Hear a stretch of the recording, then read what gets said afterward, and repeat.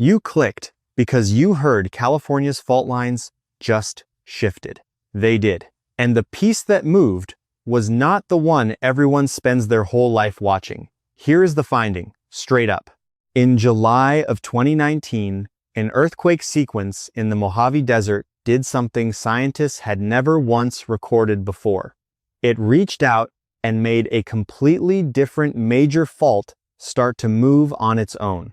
That is not my guess.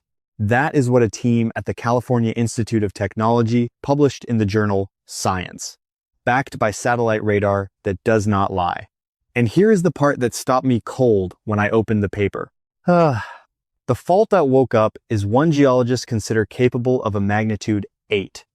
I want to walk you through the exact trail of evidence, the dated bulletins, the named researcher, and the one measurement buried in the data that most coverage skipped completely. Because by the end, you will understand why the people who study this for a living got very quiet and why it matters no matter where you are sitting right now. Let me take you back to the beginning of the trail. It starts on the 4th of July, 2019. Most of the country was watching fireworks.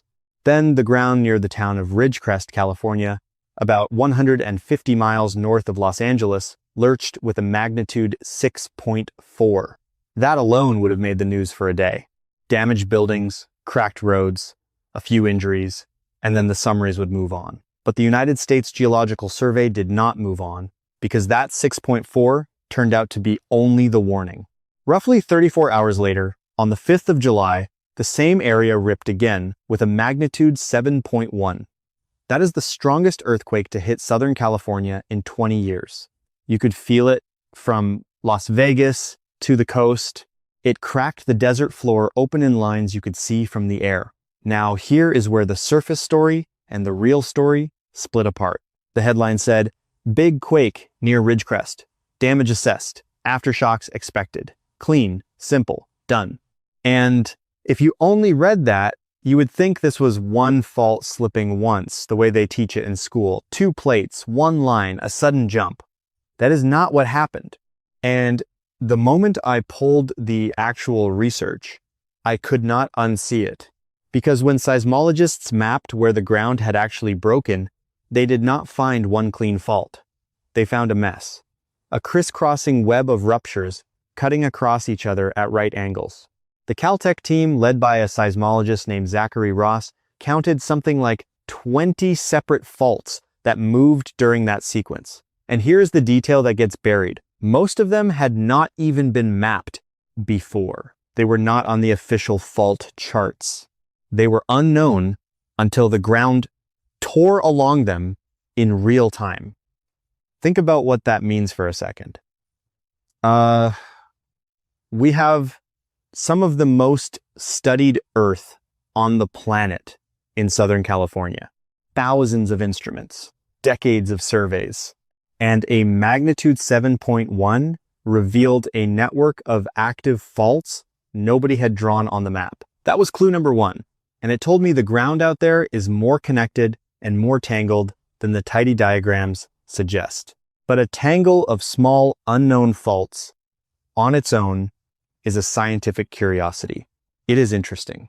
It is not what made the experts nervous. So I kept pulling the thread because something in that science paper did not add up, and it was sitting off to the side of the main rupture entirely. Here is what did not fit. While all this violent breaking was happening around Ridgecrest, the instruments picked up movement somewhere else. Somewhere the earthquakes had not actually reached. About 20 miles to the south, a separate, much larger, much older fault started to slip, quietly, on its own, without a single big shock along it. That fault has a name, and once you learn it, the whole picture changes. It is called the Garlock Fault. Now, if you do not follow seismology, that name means nothing to you. Let me fix that, because the Garlock is not a minor player. It runs for about 160 miles across California, cutting along the northern edge of the Mojave Desert, separating it from the Sierra Nevada and the southern end of the San Joaquin Valley. It is one of the longest faults in the entire state, and geologists have studied it for decades, trying to answer one question that kept coming back with an unsettling answer. When did it last produce a great earthquake? The paleoseismology, the study of ancient ruptures dug out of trenches across the fault, points to something in the range of the past few centuries for its most recent major break, with earlier great quakes going back much further. The key fact researchers keep returning to is this: the Garlock is fully capable of producing an earthquake in the magnitude 7.5 to magnitude 8 range. That is not fringe speculation. That is the mainstream assessment of a fault that long. And in the modern era of precise measurement, the era of satellites and GPS stations and continuous monitoring, the Garlock fault had done one thing consistently: nothing. It had never been observed to creep, never been caught moving at the surface. It just sat there, locked and silent, storing strain the way a bent spring stores force, until July of 2019. That is the clue that reframed everything for me, because when the Ridgecrest sequence let go, the Garlock, the silent one, the locked one, the one capable of a magnitude 8, started to move for the first time in recorded observation. So how do we even know that? This is where I want to show you the paper trail, because this is not a rumor passed around online. This is measured. The tool is called INSAR. It stands for Interferometric Synthetic Aperture Radar. And I know that is a mouthful, so here's what it actually does. Satellites, including the European Space Agency's Sentinel-1 satellites, bounce radar off the ground and pass over the same spot again and again. By comparing the radar signals from before and after an event, scientists can detect how much the surface shifted, down to the level of centimeters. Sometimes better. It is like laying a ruler across the entire desert from space. When Zachary Ross and his colleagues ran that analysis after Ridgecrest, the Garlock fault lit up. The ground along a stretch of it had slipped at the surface on the order of a couple of centimeters, roughly an inch. That may not sound like much, but remember, this is a fault that had shown zero surface movement in the entire modern record. Going from never to measurable along a fault this size is the seismic equivalent of a sleeping animal opening one eye. And they published it. The study appeared in Science in 2019, one of the most rigorously reviewed journals in the world. This was not a blog post. This was the primary source. And it said, in careful scientific language, that the Ridgecrest earthquakes had triggered slip on the Garlock fault. That was clue number 2, and it is the one that turns curiosity into concern. Because now the question is not what happened. The question is what it means when a locked magnitude 8 capable fault suddenly starts responding to a neighbor 20 miles away. But before I take you into the part of the story that I think most coverage completely missed, I need to stop and talk directly to you. Because right now, some of you are thinking, this is a California problem. This is desert. This is a long way from me. Why should I care? And I want to be honest with you about why the next part is specifically for you wherever you are watching this. Here's the thing about that assumption. The reason the Garlock story matters is not only about one fault in one desert. It is about a principle that scientists have been quietly building evidence for years. And Ridgecrest handed them the clearest example yet. The principle is that faults talk to each other. One earthquake changes the stress on faults nearby and can nudge them closer to their own failure. That is called stress transfer, or static stress change. And researchers have documented it in earthquake sequences around the world, in Turkey, along the North Anatolian Fault, in Japan, in Italy. Ridgecrest just showed it happening in near real time, measured from space, on a fault everyone thought was asleep. So whether you live in Missouri, near the New Madrid seismic zone, in the Pacific Northwest above the Cascadia subduction zone, in Oklahoma, in the Mountain West, or overseas near your own active faults, the lesson from Ridgecrest applies to you. Earthquakes are not always isolated events. A moderate quake can be information about a bigger system waking up. And that leads me to the single most practical thing I can hand you, drawn straight from what these agencies actually run. If this kind of investigation going directly to the source, following the measurement, understanding what the signal actually means is how you want to think about the ground beneath you, then I put that whole framework into a book.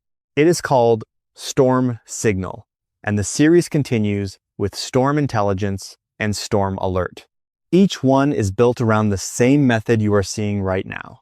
Real data, named researchers, primary sources, and the practical layer that most coverage strips out. You can find the details in the description below. It is the kind of thing you read once, and it changes how you hear every earthquake story after that. So that is the reassurance. This finding does not just make you worry. It hands you something to do. Now, let me take you back to the desert, because we are almost at the part that made me sit back from my desk. The United States Geological Survey operates a system called Shake Alert. It is an earthquake early warning system for California, Oregon, and Washington. It works by detecting the first, faster, weaker wave of an earthquake, the P wave at sensors near the source, and then racing a warning to your phone before the slower, stronger, damaging shaking arrives. Depending on how far you are from the epicenter, that can be a few seconds to more than a minute of warning. Seconds are enough to drop, cover, and hold on. Seconds are enough to pull off the road, to step away from a window, to get out of an elevator doorway. You can get those alerts. On many phones on the West Coast, earthquake warnings are built into the operating system already. You just have to make sure the setting is turned on. There is also an app called MyShake, built by the University of California, Berkeley Seismological Laboratory, that delivers shake alert warnings. And no matter where you live, the same simple response holds. When the ground shakes, drop to your hands and knees, cover your head and neck under sturdy furniture if you can, and hold on until it stops.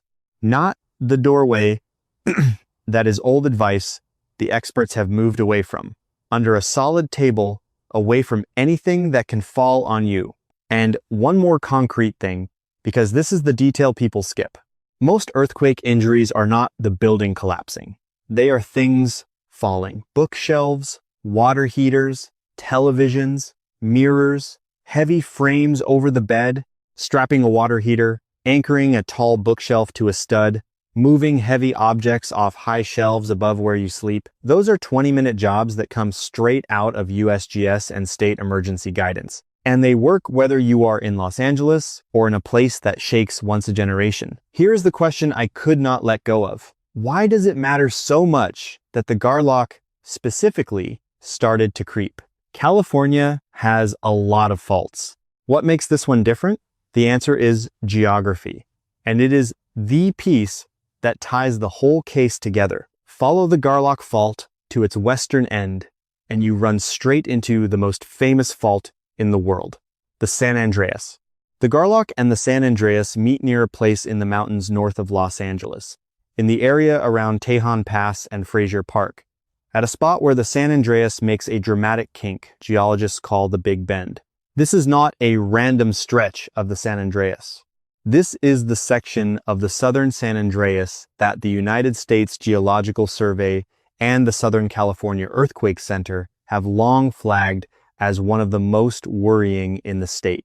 And why is that section so worrying? Here is the number that anchors it. The southern San Andreas, along that region, has not produced a great earthquake since roughly the year 1680. That is more than 300 years of silence. And the geologic record suggests that stretch tends to rupture on average every 150 years or so. Do that math, and you see why researchers describe it the way they do.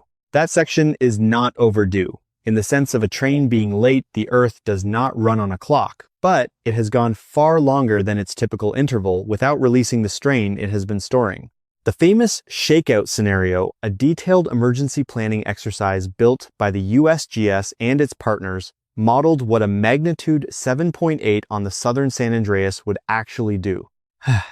The results are sobering. Violent shaking lasting well over a minute in places, hundreds of deaths, tens of thousands of injuries, and damage running into the hundreds of billions of dollars, with lifelines like water, power, and highways severed where they cross the fault.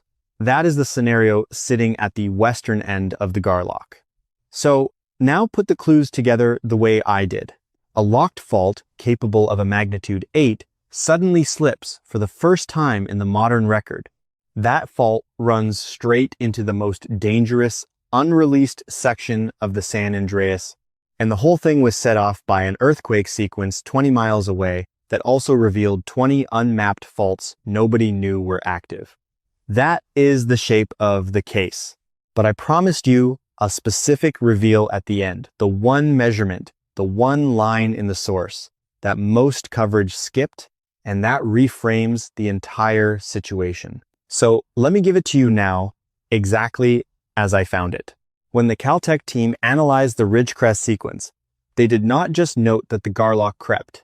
They calculated how the earthquakes had changed the stress on the surrounding faults, the invisible push and pull that either loads a fault or relaxes it, and what the modeling and the observed creep together indicated is the part that stayed with me. The Ridgecrest earthquakes transferred stress onto the Garlock fault in a way consistent with pushing it closer toward failure, and the fault responded by beginning to slip. The silent fault did not just twitch randomly. It moved in the direction that says, I felt that, and I am now under more strain than I was before. That is the buried detail. Not that a fault moved, that a magnitude 8 capable fault, adjacent to the San Andreas, was measurably nudged closer to its own breaking point by an earthquake next door, and we watched it happen from orbit. In centimeters? In 2019, now I want to be very careful here, because the difference between real research and hype is exactly this next sentence. Triggered creep does not mean a great earthquake is coming next week or next year. It does not. Zachary Ross himself and the broader seismological community were clear about the limits. A couple of centimeters of shallow, slow slip is not the same as the fault rupturing. And most such nudges do not lead to a large quake soon after. Faults get stressed and relax all the time without breaking. The honest scientific position is that this raised questions, not that it set a countdown, but, and this is why the researchers went quiet rather than dismissive, the Garlock had never been observed to do this at all. In the entire modern instrumental record, it sat still. And the first time we ever caught it was moving in response to being pushed closer to failure at the doorstep of the San Andreas. That is not a reason to panic. It is a reason to pay very close attention, and it is exactly the kind of signal that the tidy headline version left out. There is one more layer to this, and it is the number that puts the whole state into perspective. The official forecast California relies on is called the Uniform California Earthquake Rupture Forecast, the third version, produced by the USGS, the Southern California Earthquake Center, and the California Geological Survey. It estimates that the chance of a magnitude 6.7 or larger earthquake striking California somewhere in the next 30 years is greater than 99%, essentially certain, and the chance of a magnitude 8 or larger in that same window is on the order of 7% small in any given year, but very real over a lifetime. So the ground under California is not a question of if, it is a question of where and when, and which of these interlocking faults goes first. Ridgecrest showed us that they are more connected than we drew them. The Garlock showed us that a locked giant can respond to its neighbors. And the map showed us that the Garlock leads straight to the section of the San Andreas that has been quiet the longest. That is the trail, start to finish. A holiday weekend quake that looked routine. A satellite that caught a fault moving that had never moved before. A peer-reviewed paper in Science that spelled out the stress transfer. And a geography that connects it all to the one fault everyone fears, while the ordinary coverage stopped at damage assessed, aftershocks expected. Here's what I keep coming back to. And it is not fear, It is clarity.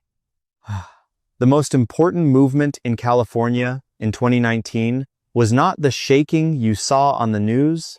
It was the slow, silent 1-inch slip on a fault most people have never heard of 20 miles from the cameras that told scientists these faults are listening to each other. That is the part worth understanding, not the drama, the connection underneath it.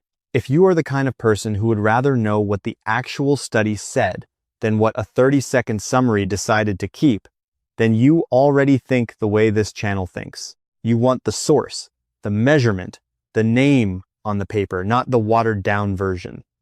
So let me ask you something specific, and I really do want your answer. When the Garlock crept that couple of centimeters, that first ever recorded slip, did you know a fault could be pushed toward failure by an earthquake miles away without breaking itself? Tell me in the comments whether that changed how you think about earthquakes.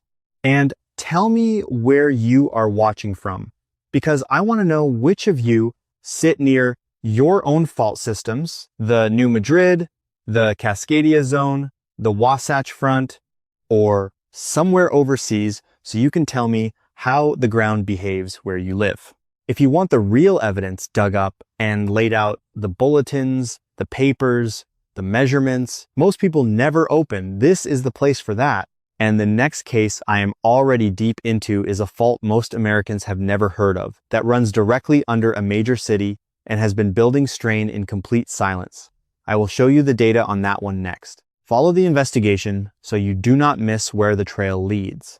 The clue that reframes it is already in the records. I just have to bring it up to the surface for you. I want to leave you with something. This video gave you the overview, but inside my membership, the Weather Watch, I continue the full evidence trail on the Garlock Fault right where I just stopped. In there, you can ask me your own questions and I answer you myself. You won't be doing this alone. Just point your phone's camera at the code on screen. And you can cancel anytime. I'm John. Come join me.